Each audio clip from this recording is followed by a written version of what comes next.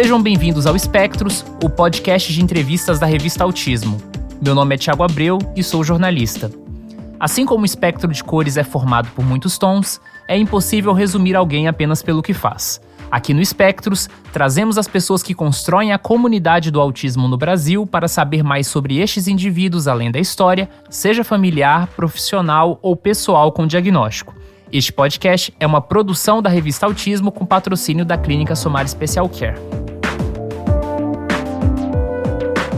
E a nossa convidada deste mês é graduada em Pedagogia pela Universidade 9 de Julho, professora da rede pública e intérprete de Libras. Depois de saber sobre o seu próprio autismo e o do filho, começou a atuar no campo da deficiência, fazendo parte da Associação Brasileira para a Ação por Direitos das Pessoas Autistas, a Abraça, e também sendo fundadora do movimento Vidas Negras com Deficiência Importam, o VNDI, no Brasil. Com essas credenciais, Luciana Viegas é a entrevistada do mês aqui no Espectros. Luciana, muito obrigado por topar participar aqui do Espectros. E a primeira pergunta é: quem é Luciana Viegas? Nossa, obrigada, Thiago, por convidar, né? É um prazer estar aqui, queria primeiramente agradecer a todos. Eu tenho muita dificuldade de responder essa pergunta, e durante muito tempo eu achei que era... Porque assim, quando você pergunta pra mim quem é Luciana Viegas, né, a minha cabeça, literalmente, vai pensar, eu sou uma mulher, eu começo a pensar em tentar falar as minhas características físicas. Uhum. Mas eu sei que não é sobre isso essa pergunta. É sobre quem eu sou, sobre a minha identidade. E é muito difícil pra mim me definir, mas eu vou tentar aqui de uma forma mais rápida e concisa. Então, eu sou uma mulher negra, né? Sou autista, né? Sou mãe de 2 crianças, uma com deficiência e outra sem. Isso é muito importante de marcar. Sou professora, educadora popular, atuo aí na frente de projetos. Não sei, sou medrosa também, importante dizer que eu tenho muito medo de tudo. E é isso, acho que dá pra me resumir assim, né? Sou essa pessoa que tá tentando se encontrar, né, dentro dos meus próprios processos. Hoje eu consigo ter uma visão mais ampla de tudo que eu sou, de tudo que eu fui também. Eu consigo entender melhor quem eu fui do que se essa pergunta fosse feita há 5 anos atrás. Então eu sou esse somativo de coisas, mas que aponta para quem eu sou, ser humano, singular, né, complexo. Isso. Você disse sobre o passado, o presente, as coisas que constituíram. E em outra ocasião eu lembro de você ter falado que você viveu uma grande parte da sua vida, ou se não me engano você ainda vive, eu não tenho certeza, em Jundiaí, em São Paulo. Como é que foi essa passagem da sua vida em Jundiaí? Eu sou do Capão Redondo, né? Então nasci, né, no Capão Redondo, e aí com 6 anos, meu pai e minha mãe, a gente se muda pra Jundiaí, vai pra Jundiaí, e aí vou morar naquela cidade que me formou, né, basicamente. Então, Jundiaí me formou quanto pessoa, Jundiaí me formou quanto ativista, e é uma cidade que é bom pensar que é uma cidade colonizada por italianos, então é uma colônia de italianos, né, mas que também teve um movimento negro ali muito resistente. Essa parte da história da cidade me moldou também, isso me afetou. Eu achava que era uma cidade pequena, até então quando eu mudei para lá há 20 anos atrás, era muito pequena, né? Não tinha gente, não tinha... Todo mundo se conhecia, todo mundo conhecia todo mundo conhecia seu pai, conhecia sua mãe. Eu me lembro de brincar, assim, na rua, né, e barrancão, meio do mato, eu entrava no meio do mato, e acessava, adorava ficar no meio da natureza. Eu lembro de histórias na infância de eu com a minha família e com os amigos da minha mãe e do meu pai que vinham às vezes de São Paulo pra cá, pra Jundiaí. Atualmente eu não moro mais lá, mas eu lembro nessa época que vinham e a gente ia todo mundo pra uma cachoeira, né, perto ali de uma floresta que a gente ia, era muito legal, assim, era altas aventuras. Eu tive muito contato com a natureza, vaca, galinha. Eu lembro também de coisas assim, Thiago, na minha infância da dona Lazinha, que era a mulher que era vizinha de casa, uma senhora de 60 anos, maravilhosa, e que assim, ela tinha um galinheiro e às vezes quando ela precisava fazer uma galinhada, ela queria fazer para a cidade inteira, ou pelo menos para a rua ali em época de festa junina. Eu lembro dela mesmo indo atrás, caçar a galinha, matar a galinha e fazer a galinha. Então essas coisas assim que eu tinha completa, como eu falei, eu tenho muito medo, mas eu lembro dessas histórias, né? História de cavalo, então cavalo correndo pelo bairro, e a gente tinha que correr todo mundo atrás do cavalo. Eu lembro dessas histórias, assim, então foi uma cidade que me moldou quanto pessoa, mas que também me moldou quanto ativista. Na contrapartida que eu tive essa infância, que eu tive muito contato com a natureza, muito contato com bicho, tinha uma casa especificamente, uma casa que a gente tinha, que tinha uma pitangueira no quintal, e o tucano vinha todo dia, assim, de manhã para pegar pitanga. Era muito maravilhoso. Foi uma cidade que também me ensinou que eu sou uma mulher negra, desde pequena. Então, essa contramão, né? Esse contraste de que foi uma cidade que eu pude ter uma infância mais segura, entre aspas, mas que também foi uma cidade que me mostrou esse lado mais racista da coisa, né? Foi onde eu sofri racismo, na escola, dos professores, dos alunos. Foi onde meu pai sentava comigo e trocava ideia e falava sobre racismo. Isso que você passou é racismo, isso que você está passando tem nome, vamos conversar, vamos debater, vamos enfrentar, né? Não abaixa a cabeça. Então, essa cidade dos contrastes. Fora dela, eu tô há 6 meses fora de Jundiaí, várias, que foi as cidades que eu transitei ali. E eu sinto muita falta, assim, Mas, por outro lado, eu também não sinto saudade dessas coisas ruins. Mas eu sinto muita saudade das coisas que eu passei, assim, na infância, de como era gostoso poder sair, poder chegar tarde, a segurança. Hoje eu tô morando em Pirituba, tipo, na capital, é muito difícil, tudo é muito inseguro, a gente tem medo de tudo. Então, essa passagem foi muito importante para me formar como pessoa, né, como gente, como ser humano, mas também para me formar como militante, como ativista. Foi a partir daí que começou a surgir meu interesse maior em lutas sociais, em causas sociais, muito marcado pelo lugar que eu nasci. Você falou um pouco sobre o seu pai e o seu repertório, principalmente com essas questões da militância, vieram dele? Sim, meu pai foi. Eu costumo dizer que meu pai foi um ativista sem encostar o pé em um palanque, em um protesto, né? Meu pai era um cara que era racializado, né? Minha família inteira, por parte de pai, né? Que é o Viegas, que eu herdei deles, é uma família extremamente racializada, que tem noção do racismo, né? A minha família, hoje eu entendo que eu sou uma pessoa muito privilegiada, porque eu tive referência de mulheres fortes e que estavam na academia. Então eu tive uma tia com 30 anos que na década de 70 ali, 70, 60, estava na faculdade, formada, mãe solo, formada pela Universidade da USP como assistente social, que foi a minha principal referência, minha tia Sandra. Meu pai não tinha o colegial assim completo, mas meu pai era uma pessoa que me ensinou letramento racial mesmo. Lê isso, estuda isso, vê sobre isso, assiste esse filme. Então meu pai era uma pessoa que reconhecia e passava esse saber ancestral, né? Que vinha muito do meu avô, vinha muito dos meus tios. Meu outro tio é uma pessoa racializada também. Então essa questão racial que eu tenho muito e forte imprimida a mim, faz parte da minha identidade, de quem me formou, que foi meu pai, basicamente. Então, é muito... Hoje eu já entendo de um outro lugar. Hoje eu entendo que eu nasci numa família preta completamente diferente das famílias pretas no Brasil, assim. É uma família preta que sofria violência racial, que sofria as questões racistas. Meu avô sofreu bastante, meu pai também, minha tia, meus tios, mas entendia, dava nome, e como é importante dar nome, sabe? Pelo que a gente passa, como foi importante.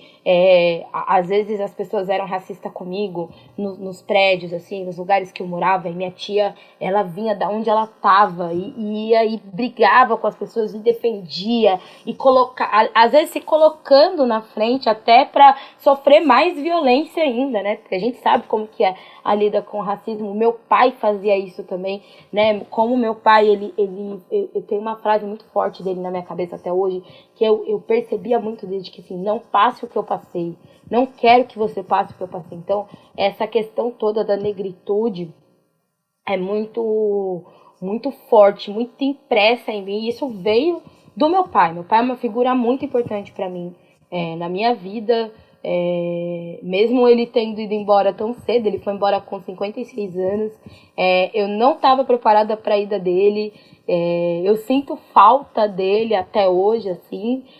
Ele, na verdade, não é só eu não, a família inteira, ninguém estava preparada, e ele fez muito em pouco tempo, e como ele fez coisas importantes em pouco tempo. E em que ano você teve o primeiro contato com o autismo?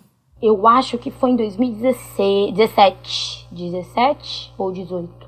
Acho que foi em 2017 que eu tive o primeiro contato com o autismo, porque o meu filho era uma criança autista e eu descobri, né, que ele era autista. Eu não consigo entender se foi uma descoberta ou foi só uma confirmação. Eu já desconfiava, fazia uns 6 meses, que ele poderia ter alguma coisa, alguma deficiência, alguma questão relacionada à comunicação. Hoje eu brinco que a comunicação do Luiz é melhor que a minha, né? Mas naquela época não era uma comunicação bem difícil de entender, de compreender.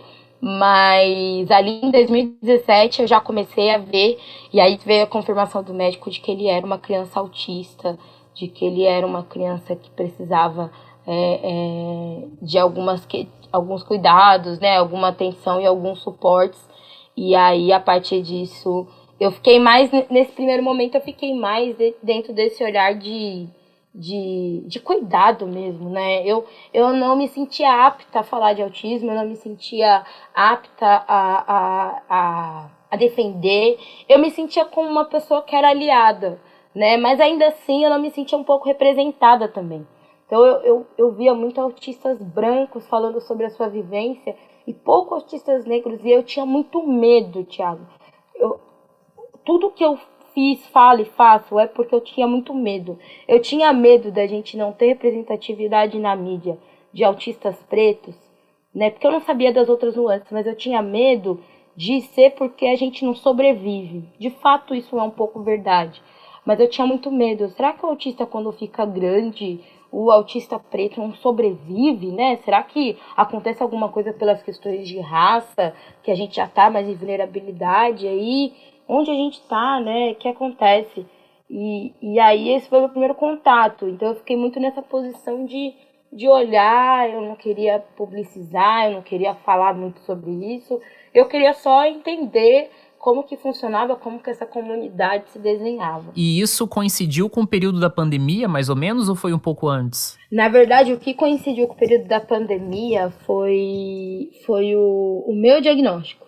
O meu diagnóstico foi passado completamente na pandemia, a segunda parte, né? Eu passei 1 ano e pouco ali tentando sozinha digerir que eu poderia ser autista. Depois de já ter entendido e aceitado o autismo do meu filho, eu comecei a olhar para mim e falar, caraca, tem muita coisa aqui, tem muita coisa aqui. Mas o Luiz, eu tinha muito medo na pandemia de que o Luiz regredisse, né? Porque era um medo que as pessoas colocam na nossa cabeça quando a gente é mãe de autista. Há um medo pairando de que quando seu filho para de fazer terapia, ou quando o seu filho sai daquele, entre aspas, cuidado médico, físico, né, presencial e tudo mais, seu filho vai regredir. Eu tinha muito medo disso. E aí, na minha descoberta do autismo, que aí eu já não sei se foi porque eu descobri que eu era autista, ou porque o Luiz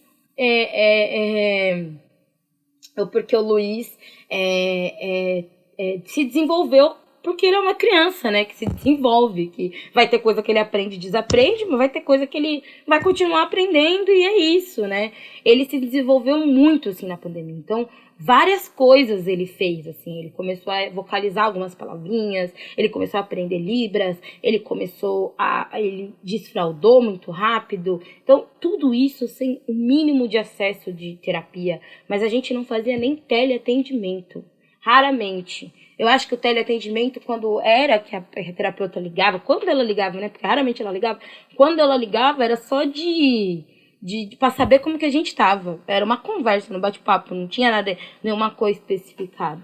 Mas o Luiz avançou muito durante a pandemia e isso coincidiu com o meu diagnóstico, que eu tive a confirmação do meu diagnóstico.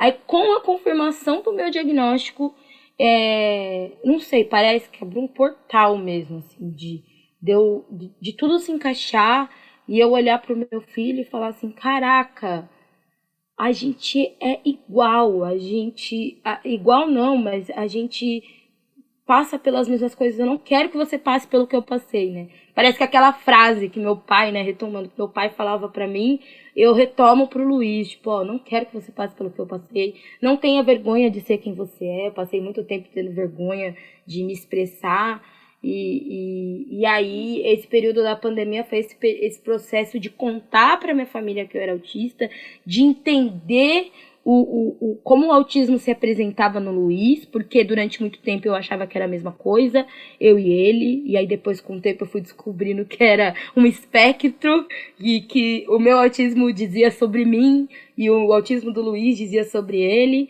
e aí esse processo da pandemia foi um processo meio de introspecção mesmo, de observação, de entender, de como que eu estava me posicionando, né? Eu não me arrependo de ter feito isso, mas imediatamente quando eu tive o diagnóstico em mão, eu fui pra internet falar que eu era autista, e aí as coisas começaram a tomar proporções muito grandes, que eu fiquei meio perdida no meio do caminho, sabe? De não saber muito bem o que fazer, porque as pessoas estavam me dando voz, que era legítimo que desse, mas não só para mim, mas para outras pessoas.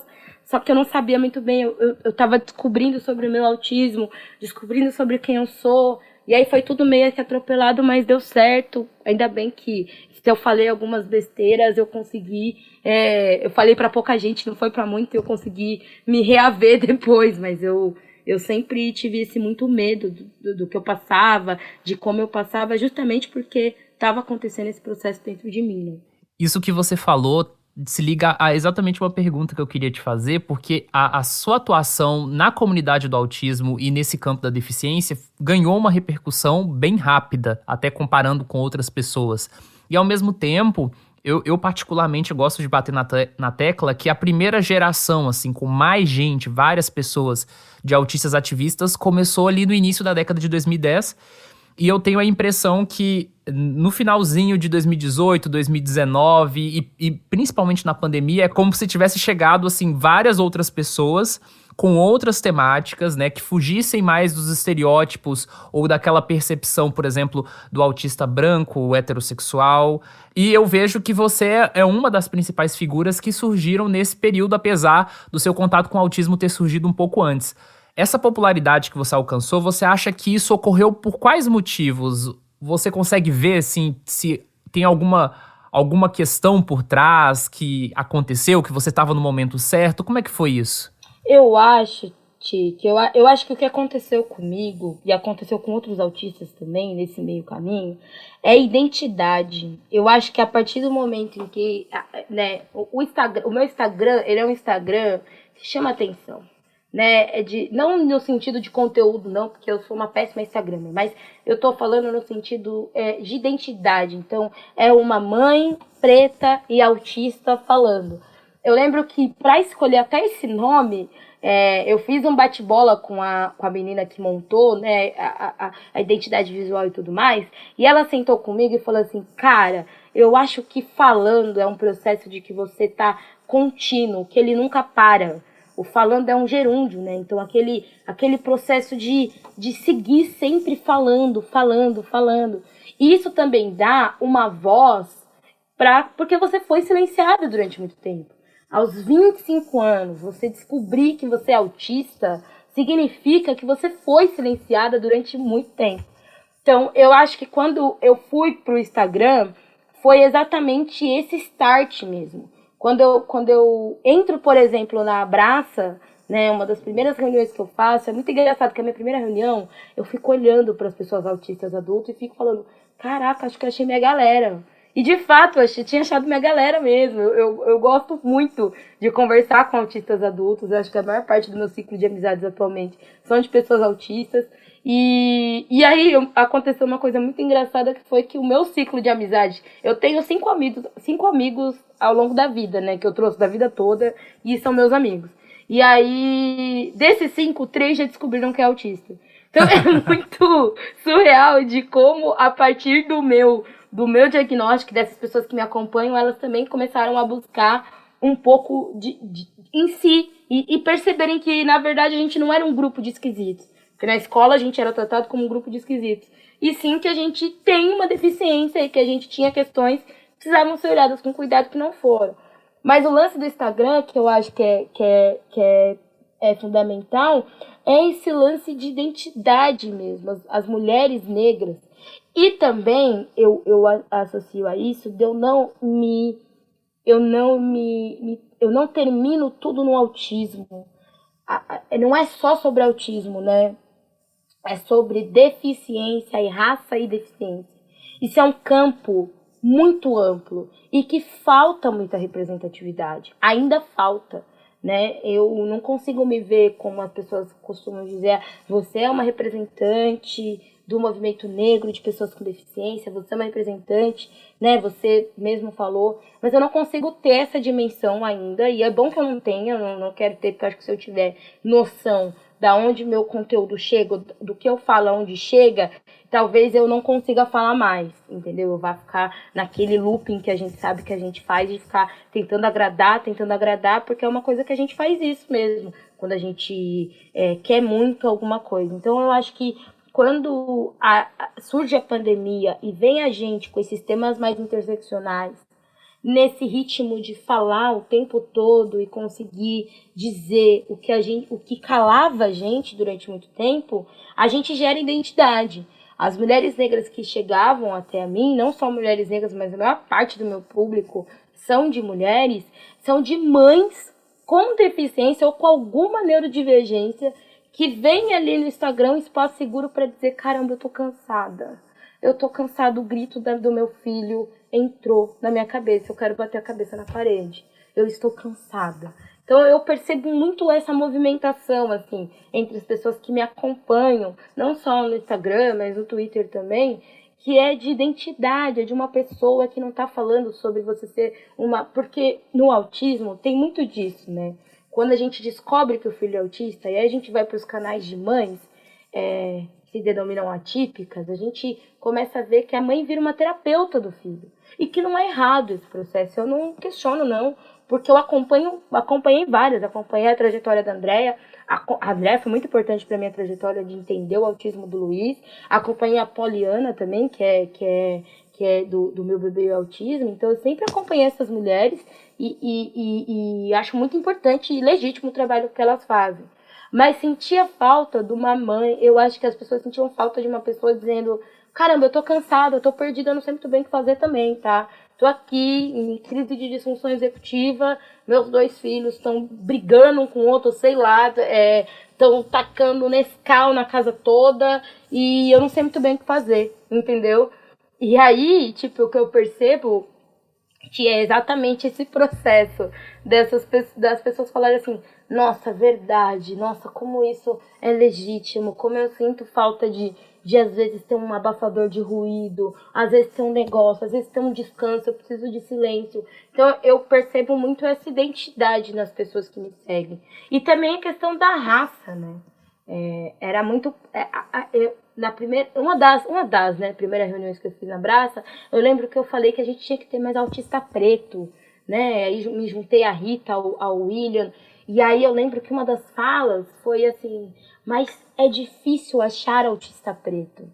E aí isso nunca coube na minha cabeça, porque a gente está num país que mais de 70% da população é negra. E aí, os indicadores é de que cada ano subia mais os diagnósticos de autismo. Não é possível que a gente não tinha autistas pretos. Não era possível isso. E aí, quando surgiu o Instagram, que surgiu o Mamãe Preta, surgiu o VNDI, a Abraça me ajudou muito, assim, nesse processo, me ajuda até hoje, né? A gente conseguiu dar visibilidade de forma coletiva, e essa história, que até então era uma história particular, né? Eu lembro que antigamente as notícias eram uma professora foi diagnosticada tardiamente de autista. E aí a gente falou tanto da narrativa, do quanto que era importante falar isso de forma coletiva, que hoje em dia já se fala em autismo e racismo. Não se fala mais na história de pessoas que são diagnosticadas tardiamente, que são histórias importantes, mas se fala de mulheres diagnosticadas tardiamente, mulher negra, uma mãe preta, mulheres negras que são diagnosticadas tardiamente, pessoas LGBTQIA+, e mais. Então a gente trouxe esse debate da interseccionalidade e esse debate gerou identidade. E aí eu vejo que hoje é muito legal, a comunidade é muito diversa agora, assim. Você vai no Instagram, você vê autistas de todos os jeitos, formas, e porque é assim que a gente é, né? A gente é preto, a gente é gay, a gente é lésbica, a gente é trans, a gente é indígena, a gente é romani, a gente é, entendeu? A gente é várias coisas dentro de uma característica que é também o autismo, né? Então, isso traz eu acho que traz esse processo de identidade. E também eu não posso negar que o meu crescimento nas redes se dá muito porque eu sou professora. Então eu tive uma paciência que quando você dá aula para adolescente, você aprende a ter paciência com perguntas bobas. Essa é a realidade. Com brincadeirinha besta. E as minhas redes, ela trata de forma educativa temas muito complexos. Então, o que eu percebo das pessoas é exatamente isso. Uniu uma pessoa que já trabalhava com questões didáticas, né? A sala de aula é um laboratório muito bom para mim, para comunicação, e a identidade. E isso fez com que tivesse esse boom, que eu sou muito grata por poder trabalhar com internet hoje, eu sou muito grata de poder contar minha história, da minha história ter chegado em lugares, da minha história alcançar lugares. Eu sou muito grata que, por exemplo, o meu primeiro texto na revista Autismo foi em 2020, e ela chega até hoje chega até hoje, e-mail, zap, chega um DM das pessoas lendo e falando: cara, como isso é importante, foi importante ter lido isso, sabe? E o primeiro texto que eu fiz foi sobre racismo e autismo, né? Como que o racismo e o autismo, como que as lutas se entrelaçam, como que a gente pode falar sobre isso. E isso é muito gratificante, eu fico muito feliz, né? Apesar da gente saber como que a gente funciona com as redes. Então, quando eu brinco que eu sou a pior Instagrammer, então é assim, não há uma constância, porque às vezes quando tem muita visibilidade um conteúdo, eu pifo durante uma semana, 10 dias, eu não apareço nas minhas redes. Então, mas as pessoas que me seguem já sabem disso, já acompanham e já falam, ó, não, há tempos em que ela realmente fica mais sumida, mas quando ela volta com coisas legais, volta com coisas interessantes para falar pra gente. Então, eu acho, né? Tudo isso é achismo da minha parte. Eu acho que foi isso que fez esse interesse das pessoas pela minha história e pela minha vivência. E uma dificuldade histórica do movimento do autismo no Brasil sempre foi essa aproximação com o movimento de pessoas com deficiência como um todo. E quando a gente está na comunidade do autismo, geralmente a gente só fala de autismo como se o autismo não tivesse pontos em comum com as outras deficiências. O VNDI te trouxe essa maior proximidade com as outras pessoas com deficiência ou já foi algo que começou antes a partir de você? Começou um pouco a partir de mim, porque eu sempre trabalhei com pessoas com deficiência, né? Então, eu já estava ali, fui intérprete de Libra durante muito tempo, então eu já tinha um pouco de conhecimento da comunidade surda, E então eu já começava a associar um pouco o autismo com deficiência especificamente, com outras deficiências. Eu acho que o VNDI, ele me traz...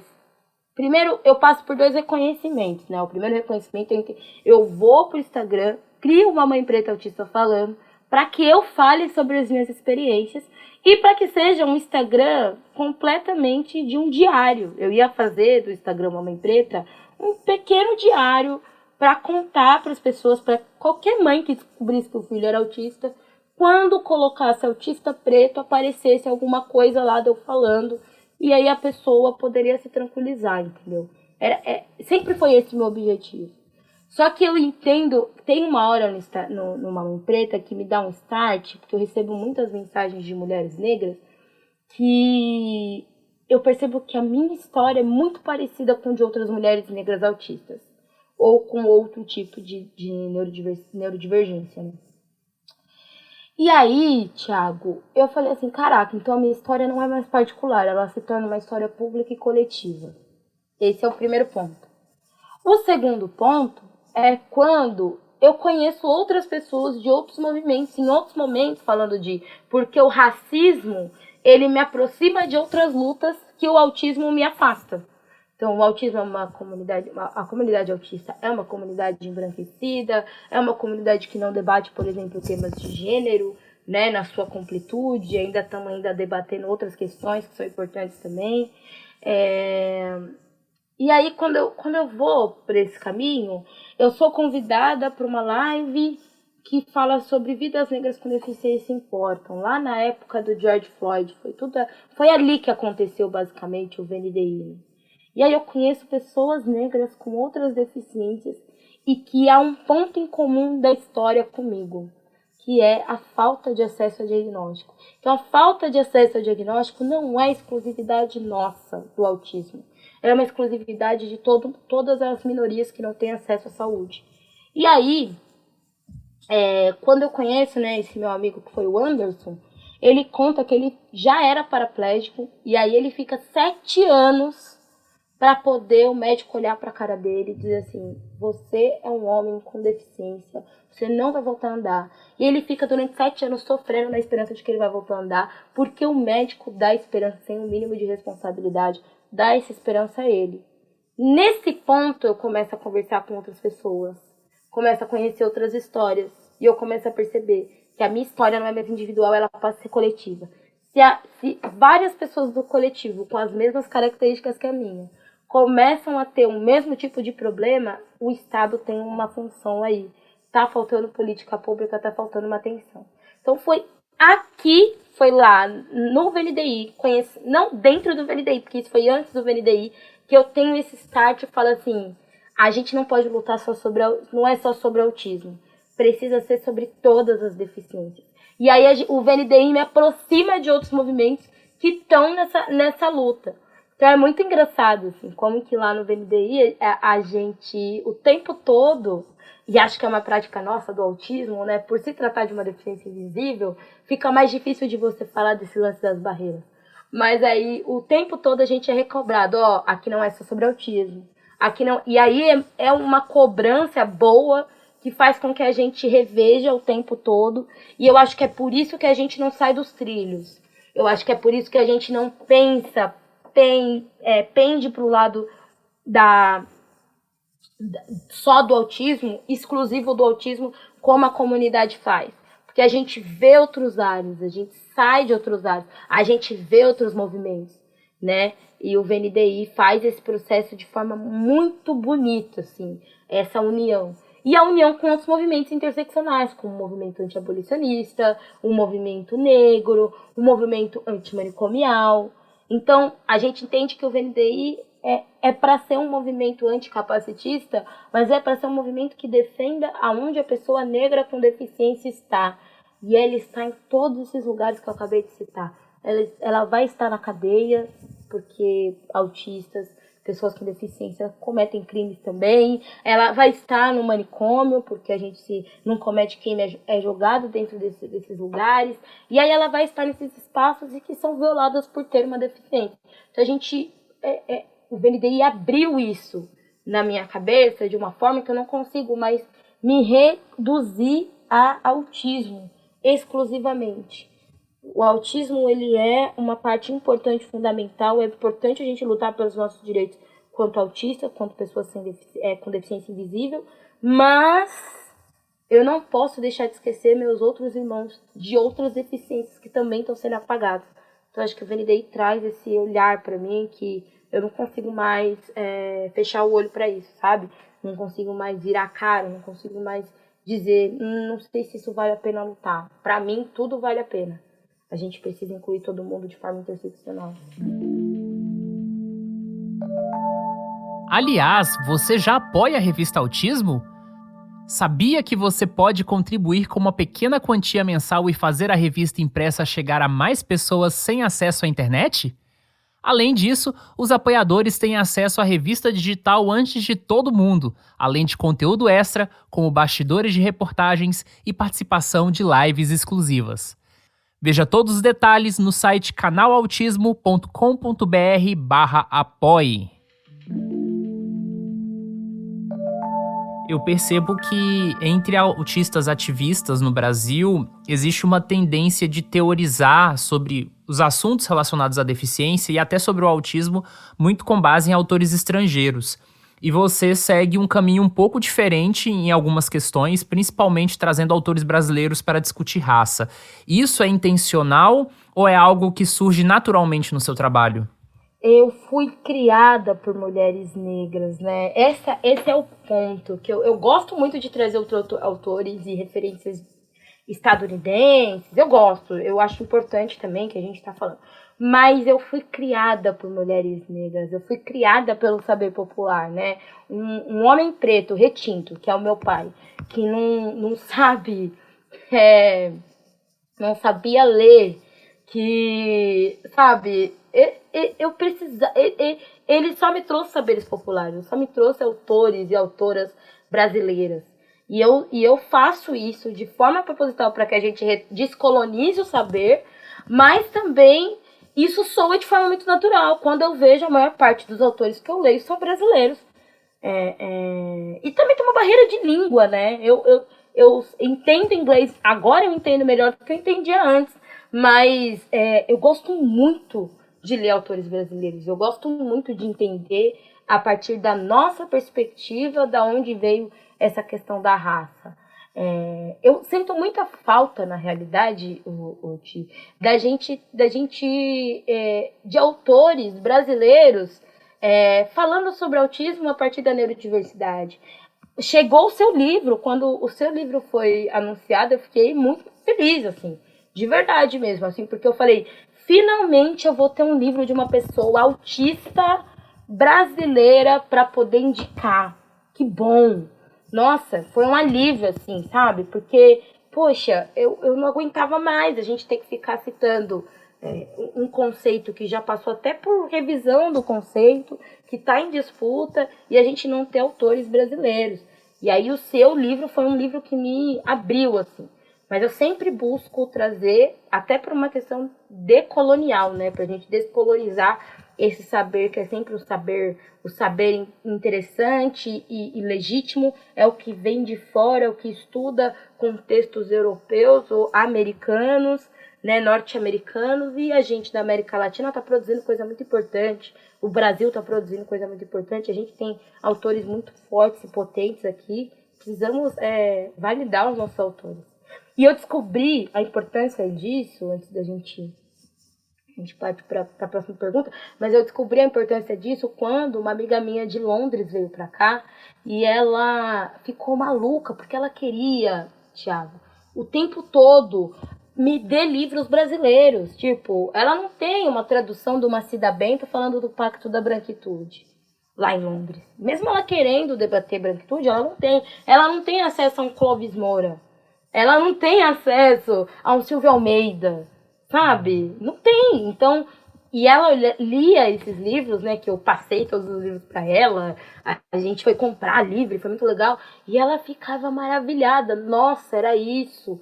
Nossa, como isso é importante, como eu não sabia disso. Então, quer dizer, nosso saber tem valor também. Sendo brasileiro, nosso saber tem muito valor. Então, quando eu estava produzindo o livro, eu estava pensando muito nisso e eu me peguei percebendo que era muito mais fácil ter acesso a certas obras que foram publicadas no Reino Unido, nos Estados Unidos, na Austrália, do que a gente aqui no Brasil conhecer, por exemplo, o que os outros países latino-americanos estão falando sobre o autismo, ou que está sendo produzido, por exemplo, na Ásia ou na África. E eu me peguei pensando muito nisso, né, que você citou. E aí eu queria até te fazer uma pergunta complementar, que você acha que a falta de pessoas no espectro do autismo discutindo autismo, neurodiversidade ou outras questões tem um pouco a ver com o surgimento tardio que a gente tem dos autistas ativistas, que agora que vai começar a ter, que eu tenho um pouco dessa impressão também. Eu acho que é isso mesmo, acho que agora, porque assim, a gente precisa lembrar, e aí eu sinto, a gente surgiu muito ativista autista, né, tem surgido e vai surgir mais, espero que cada vez mais autistas contem, já tem até autista falando sobre a intersecção entre classe e o autismo, acho isso maravilhoso, né, autistas periféricos, então como que você é autista e vive numa rua que tá tendo, tá ligado? Você tem hipersensibilidade e tá tendo, sei lá, na quebrada, mano, é isso, toda quarta-feira tem fogos, e aí a gente faz o quê? Tá ligado? Tem fogos, tem bailão, tem funkzão, e aí a gente tem que lidar com isso, mas eu acho isso muito legal, e eu acho que também é um pouco da perspectiva de que a gente tem que estar na academia, sabe? A gente tem que produzir, a gente tem que produzir intelectualmente, ter muita gente produzindo intelectualmente, falando sobre tudo, falando sobre autismo e hipersensibilidade, autismo e transtorno de processamento sensorial, mas também falando sobre como é ser um autista na quebrada, como é ser um autista preto, como é ser um autista trans, sabe? Eu acho que a gente tem que estar dentro da academia, eu acho que a partir daí a gente consegue entender, porque a gente ainda é um objeto de estudo. Nós somos um objeto de estudo. O tanto de... Acho que você deve receber também, mas o tanto de DM, de mensagem. Estou fazendo um estudo acadêmico e quero sua informação, quero uma entrevista, quero não sei o que. A gente recebe muito disso. E quantas... Eu me atento a tentar perguntar, quantas dessas pessoas são autistas? Não são. Não são. Então, são pessoas que não são autistas, às vezes tem alguém na família e que é legítimo estudar, não estou proibindo ninguém de estudar, mas que quando você vai ler o fim, a tese final, alguma coisa, um olhar é um olhar às vezes médico, é um olhar às vezes que não tem a ver, meio generalista, entendeu? Então, eu acho que quando a gente começar a produzir conteúdo brasileiro, intelectualmente mesmo falando, nossa, a gente vai voar, assim, de forma que vamos começar a alcançar níveis para poder se exigir políticas públicas, a gente já tem pesquisa, já tem dados, já tem isso, a gente vai saber para qual caminho de fato seguir.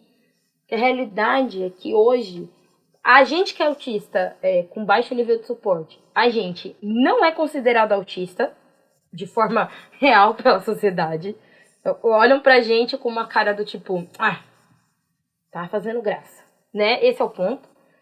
Quem é alto nível de suporte também não tem voz, porque os pais estão à frente de tudo e não deixam a pessoa falar, não deixam a pessoa ser quem é. Falta acesso pros pais, falta acesso pra gente. Virou uma grande barreira. Dentro da nossa comunidade, a gente tem um monte de barreira que fica essa treta de quem é mais autista, quem é menos autista. Só é legitimado quem é autista alto nível de suporte e quem é nível de suporte não tem autonomia para poder vir pro nosso movimento e construir a luta com a gente. Mesmo que a gente convide. Se a gente convidar uma pessoa autista alto nível de suporte dentro de algum movimento social, eu sei porque a gente já tentou fazer isso no VNDI. Vem a família junto e aí se a partir da perspectiva da família, se a gente fala alguma coisa que a família não gosta, aquela pessoa já não tem mais acesso. Sem nem levar em consideração se aquela pessoa tem aquela opinião ou não, se ela gostou do que a gente falou ou não. Sabe? Fora as diversas faltas de acessibilidade comunicacional que a gente tem por aí. Então, isso é uma coisa que eu acho que é a barreira assim, que a gente enfrenta. E eu acho que a gente vai começar a pensar em políticas públicas. Eu vou dar um chute aqui. Eu acho que daqui 10 anos, Acho que daqui 10 anos a gente consegue chegar no nível de conseguir ter um autor brasileiro, uma escritora brasileira, alguém brasileiro autista que produza e que fale sobre, né, que conseguiu ultrapassar essas barreiras, derrubar essas barreiras, que conseguiu acesso, porque essa é a realidade. A gente tem você de escritor aqui que fala sobre autismo no Brasil, tem alguns escritos para crianças da Andrea, mas a gente não tem outros tipos de autores e de escritores, e você sabe muito bem que isso é muito difícil fazer de forma independente, né? É uma treta. Você falou várias vezes durante essa conversa sobre o medo. E o medo, ele é um sentimento que nos ajuda a ser prudentes em algumas situações, mas com excesso de medo a gente também paralisa. E eu sei que na comunidade do autismo a gente tem alguns tensionamentos e eu acho que com a ver com a lógica das redes sociais, dos algoritmos. Aí eu queria te perguntar, como é que você lida com isso hoje? O medo ainda é algo forte? Como é a sua relação com o medo exatamente? Cara, eu sou muito medrosa, eu tenho medo de tudo. Essa é a realidade. Tipo, eu vou viajar de avião, tenho medo de avião. Eu vou viajar de carro, tenho medo de carro. Eu vou fazer qualquer coisa, eu vou publicar qualquer coisa, eu tenho medo. Essa é a realidade. Mas é um medo que não me paralisa, mas eu acho que é uma questão de raça também.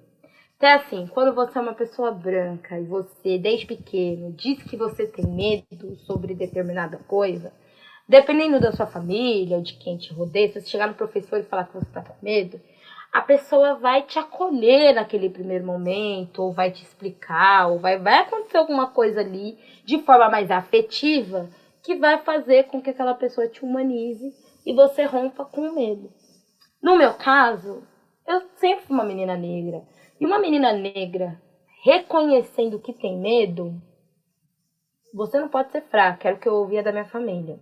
Você não pode ser fraca, ninguém vai ter dó de você. E de fato, ninguém estava errado, não. É muito duro você falar isso para um filho, mas ninguém tinha dó de mim mesmo. Nunca teve. Ninguém ia me tratar de forma humana, né? Era sempre para um lado mais marginalizado da coisa, mais pesado da coisa, mais complicado, mais traumático mesmo. E aí eu tento lidar dessa forma. A única coisa que eu ainda não aprendi a lidar é com a reação negativa que a minha imagem causa. Então, eu já sei, eu tenho uma questão com a minha imagem, e eu sei que ela causa, em algumas pessoas que já têm esse preconceito ali dentro delas, ela causa uma certa repulsa, um certo ódio, uma certa coisa não muito legal. E aí, quando essa pessoa expõe isso de forma extremamente agressiva, eu travo. Aí meu medo paralisa. Aí meu medo para. Aí eu não consigo fazer mais nada. Aí é crise. É crise imediatamente. Como diz a Isabela Boscov, né? Eu tenho crise de ansiedade imediatamente. E é exatamente assim que acontece comigo. Então, eu tenho tentado, eu acho que um pouco, sei, talvez se eu for um pouco mais madura, ou às vezes isso é uma coisa que eu vou ter que lidar mesmo, mas eu tenho tentado criar ferramentas para não me apegar a isso. Então, por exemplo, algum vídeo que alcança lugares, estoura um pouco a bolha e alcança espaços que eu não tô, que a pessoa não me segue, não me acompanha em nada, e aí começa a sofrer ataque, hate, alguma coisa, eu saio das redes e aí eu sempre deixo um amigo, uma pessoa próxima, uma pessoa que geralmente está ali do meu entorno, fazendo esse filtro, né? Essa mediação desse processo. Para mim, para que eu não sofra, porque eu sofri muito. Durante os meus primeiros anos na internet, eu sofria muito, assim. Eu sofri muito, chorei, ficava 10 dias no quarto, não conseguia fazer nada, não conseguia dar conta dos meus filhos, era horrível. E aí, com o tempo, a gente vai aprendendo a não sofrer tanto. E aí, hoje, já não sofro tanto. Mas porque eu criei mecanismos, né? Você se vê apenas como uma ativista ou também como uma influenciadora digital? Eu não, assim, eu me vejo como influenciadora digital também. Eu acho que eu influencio, né, a minha comunidade.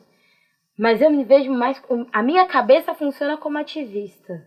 Então, a influência digital, ela vem a partir do meu ativismo. Eu só consigo me mover por aquilo que pulsa dentro de mim, né? E aí eu vejo isso também em outros autistas. Então, assim, eu não quero saber se esse vídeo vai dar like ou não.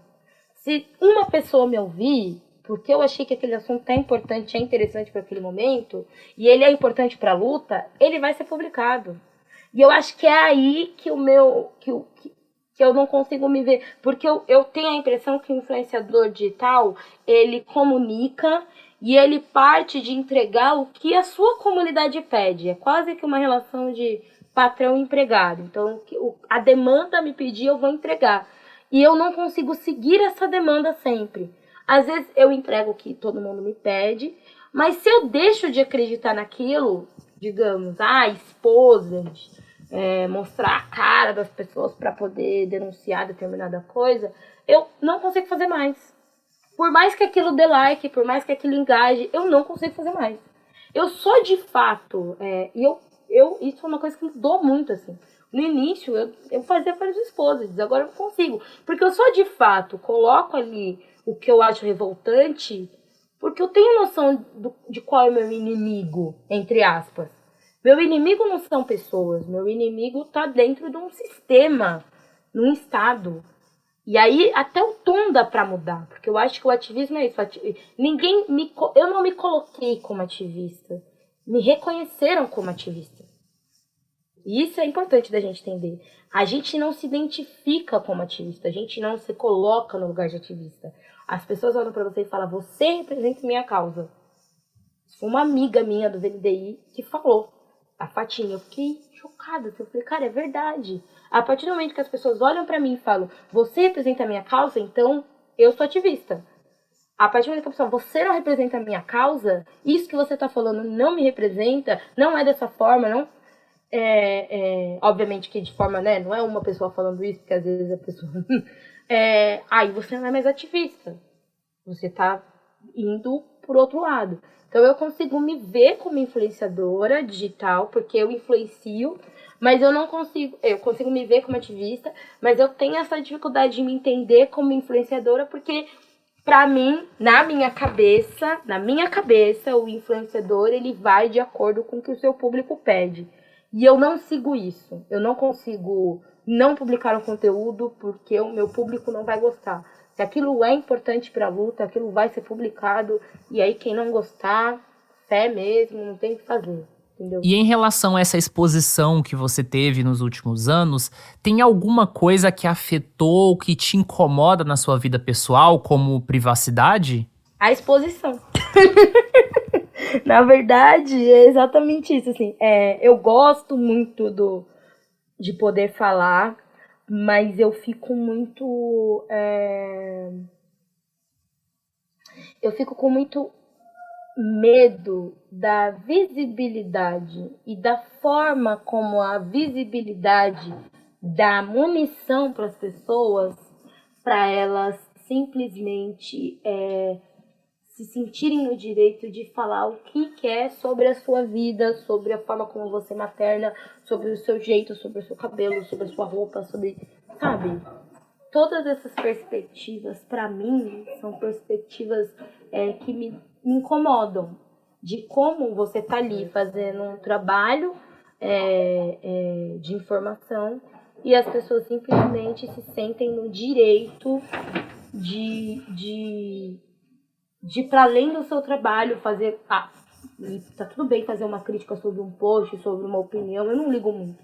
Mas, para além do meu trabalho, eu achar que tenho o direito de dizer como que eu devo ou não criar meus filhos, como que eu devo ou não me vestir, como que eu devo ou não me portar.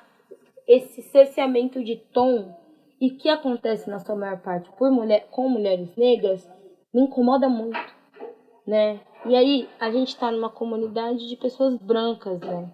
Homens brancos, muitos, homens cis e héteros brancos, muitos, né? Sabe bem disso, assim.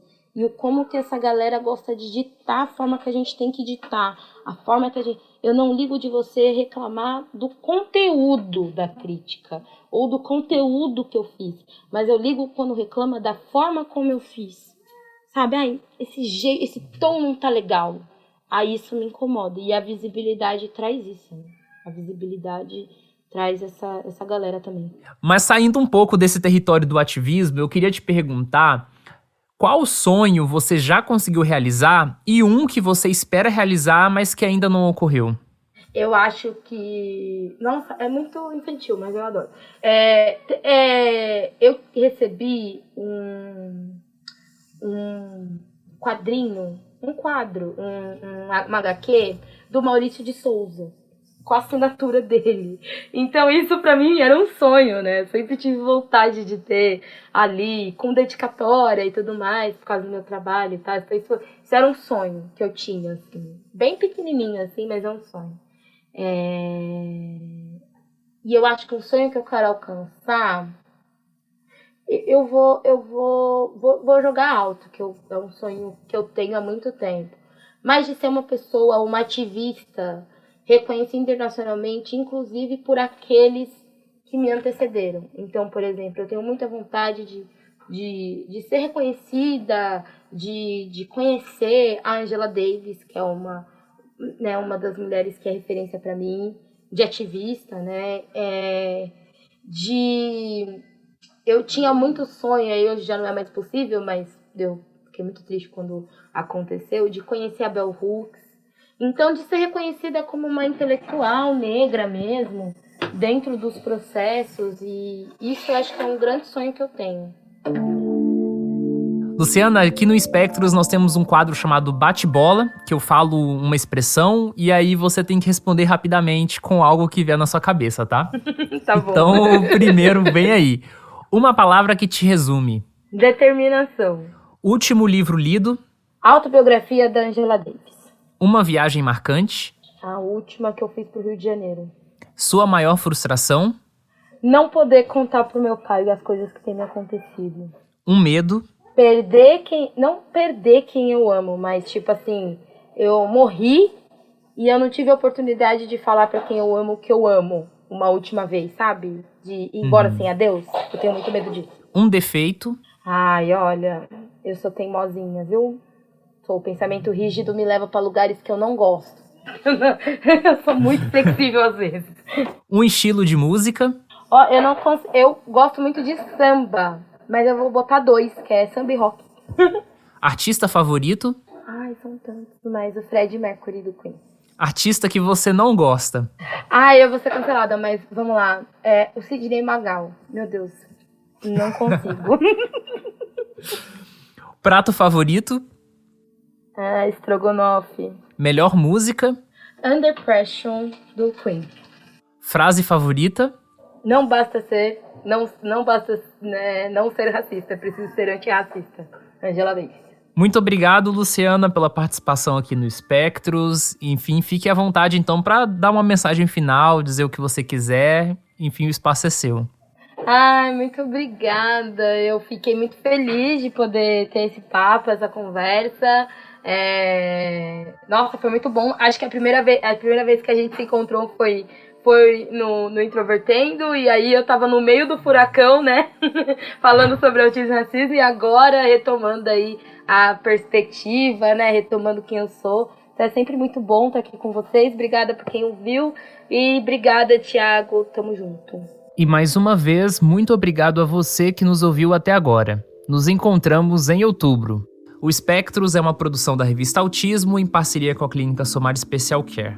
Localizada em Pernambuco e com unidades em várias cidades do estado, a Somar Special Care tem o objetivo de mudar a vida das pessoas autistas com profissionalismo e amor.